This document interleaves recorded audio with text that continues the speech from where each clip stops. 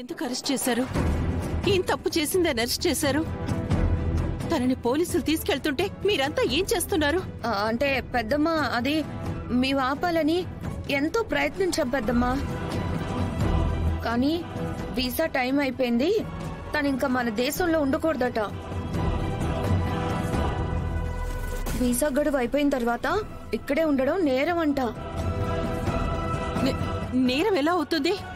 ఆచికి పెళ్ళయింది కదా, ఇకపై తను ఇక్కడే ఉండాలి కదా. పెళ్ళయింది పెద్దమ్మా, కానీ పెళ్లి రోజుని రిజిస్టర్ చేయలేదంట కదా. అందుకే మేమెంత అడ్డుపడ్డా కూడా మా మాట వినకుండా తీసుకెళ్లిపోయారు. అయితే మాత్రం వేళ కాని వేళలో ఆడబిడ్డని అరెస్ట్ చేసుకుని తీసుకెళ్లిపోతారా? అదే మాట నేను కూడా అడిగానమ్మా. నా మాట అసలు ఎవ్వరూ పట్టించుకోలేదు. బావగారు, బావగారు, మీరు అడ్డుకునే ప్రయత్నం చేయలేదా? నేను రాత్రి ఇంట్లో లేను బావగారు, వేకుజామునే వచ్చాను. అప్పటికే ఆద్యని పోలీసులు తీసుకెళ్లిపోయారని చెప్పారు.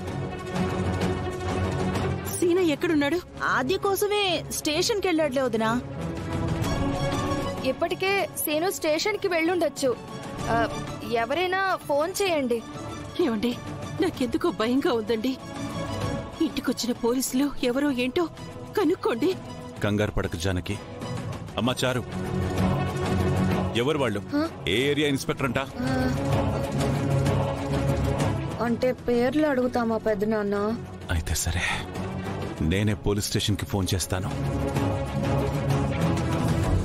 ఏం చేయాలో మాకు అర్థం కావట్లేదు సార్. ఒకసారి ఫోన్ ఇస్తారా? సరే.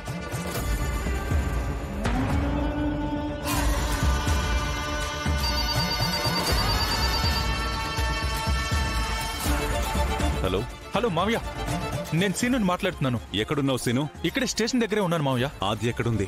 ఆద్య ఇక్కడ లేదు మావయ్య. ఏంటి? ఆద్య ఎక్కడ లేదు? ఎక్కడ లేదు?